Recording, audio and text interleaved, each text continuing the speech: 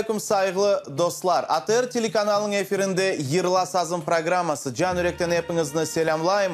Ve birinciden elbette mübarek Ramazan ayının başını hayırlamağa isteyim bizim yayınımız adından, bizim ustalarımız adından. Bu yayın devamında sizlerle men ve bizim muharirimiz Cemil Ağakarikov olacak. Bizler beraberlikte böyle mahsus yayın uydurmağa düşündük ve kıymetli dostlar, bugün elbette yayınımız devamında sizler ilahilerini eşitersiniz. Cemil Ağa, bu mahsus işte Ramazan ayına bağışlanğan, bu mevzuğa bağlanğan yayın olacak bizde. Elbette pek doğru aytın Rıdvan Bey. Biz bu yıllar devamında tahminen 60-70 tane ilahi yazdık. Ve bugün mahsus seçtik birkaç tane ilahilerini ve onu telesizcilerine takdim etmeye istedik. Elbette ilahiler yaşayışla bağlı ve yaşayışını aksetilir. Misal olarak bizde bugün yankıracak ilahiler sabah ilahisi, son ilimle bağlı ilahisi olacak. Bizim peygamberimizden bağışlanan ilahi yankıracak. Ve analarga da bu orada mülkün aytma zemane ilahi o da olacak bugün. Cemil Ağa, endi böyle peyda olup işte yollarını tahlil etsek nasıl ilahiler yankıracak bugün yayınımız devamında? Bugün çeşit ilahiler yankıracak ve onu da aytmak gerek ki ekseri alda sözlerin bu ilahilerge yazdı Yunus Emre. Lakin bizde farklı varyantlar, kın varyantları öyle de mülkün aytmağa. Ondan da gayrı halkımız da pek çok sözler yazdı ve misal olarak bugün bizde olacak zemane ilahi, anarga bağışlanan ilahi. Bu endi bizim vaktimizde peyda olgan. Tahminen bir 2,5 yıl evvel yazıldı bu ilahi. Aha. Son da Cemil Ağa, men bilem biz işte birkaç kere yayınlarımızda aytıp geçtik. İlahiler icra etuf boyunca da bölüneler. Elbette vakıf ilahileri var. Onlar solo icra edilir ve ikinci ilahiler tevkit ilahiler. O hornen yani ansamblen icra edilir. Ondan da gayrı misal olarak Türkiye'ni ve Arap memleketlerini alsak, anda da solo yani tek ses, bir ses icra edilir. İlahiler unison şekilde. Lakin sonki zamanlarda modern şekilde de icra edilir ilahiler. Büyük orkestrlar bile icra edilir. Büyük orkestrlar ve büyük horlar. Asıl da aytmağa mümkün bu ayrı bir janr gibi onu bölmeyi. Elbet. Aslında evvel ezelleri Kırım'da vardı cami muzikası, tasavvuf muzikası vardı. Çok yazık ki biz yavaş bu janrlarını başladık unutmaya. Ve bizim esas maksadımız elbet bu janrlarını kendi meydana getirmek. Ve anlağanıma göre şark memleketlerde bu eski janr ya da kadimi janr zemanevi usullarla şimdi icra edilir. Zemanevi nasıl diyeyim yönelişke koşulup yanı bir müzika peyda olan. Elbet. Rus dilinde de aytalar naşidi. Bir ay evvel Moskva'da öyle bir merasim oldu ve Kırım'dan bile icracılar geldiler ve anda naşidlerini icra ettiler. İşte kıymetli dostlar, kıskadan Cemil Ağa aytıp geçti nasıl eserler yankıracak yayınımız devamında. Sizge endi artık onlarını dinlemeye teklif ettiğimiz ve onlarını dinlegende işte Cemil Ağa aytkanımız sizin fikirlerinizge gelir ve siz kulak asarsınız. Hem böyle solo icra etilgen ilahilerge hor da bizde olacak balalar horu. Ve biz ise sonra biraz vakitten sonra gene de görüşerek ve bu mevzunu devam ederek.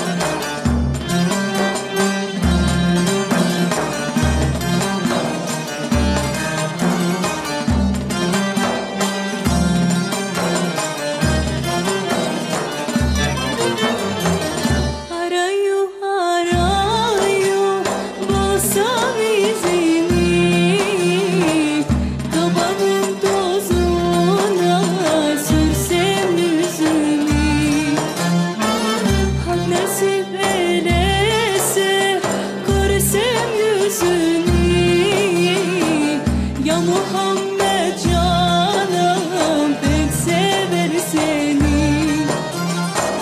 Göz Muhammed canım pek sever seni. Ali ile Hasan Hüseyin anıdan, sevdası gönülde muhabbet canıda. Yarın mahşer günü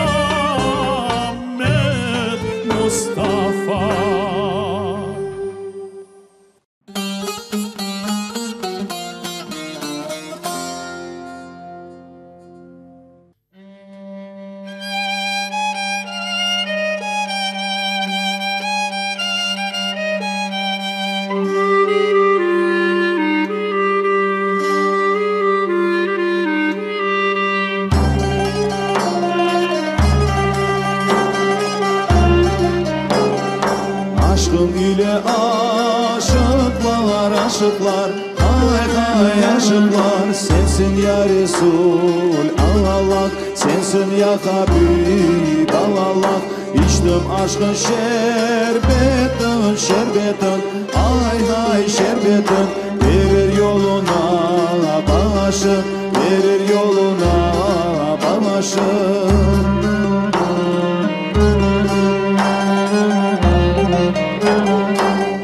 Cihanun eşi, güneşi, hay hay güneşi. Sensin ya Resul Allah, sensin ya Habib Allah. Yarım yoluna kurban, kurban, hay hay kurban. Olsun ya Resul Allah, olsun ya Habib Allah.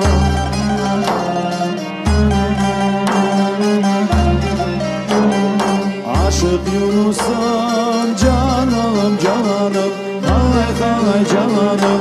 El mürşeye kalarım, el mürşeye kalarım. Alemlerin sultanı, sultanı, hay hay sultanı. Sensin ya Resul Allah, sensin ya Habib Allah.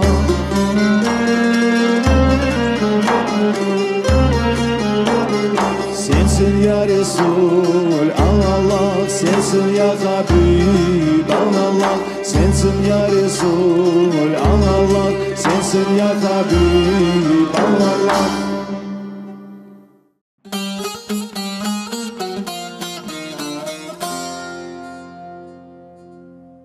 Aziz dostlar, ilahilerge bağışlangan Yırla Sazın programması devam etmekte. Siz eşitiniz bizim yaş bağlarımızla beraberlikte belli yırcılar da icra etti. Seyit Abla Mehmetov, mına şimdi Hasan Bilalov'nın icrasında ilahi icra etti ve cümlege bu ilahi hakkında işte anda o başka aynı böyle adnen başka ilahi de belli böyle vakalar da ola işte. Elbet ben onu da bir kere tekrarlama isterim. Elbet birkaç tane varyantlar var. Türkiye'de bile birkaç sözge farklı ilahilerin yaza edilir.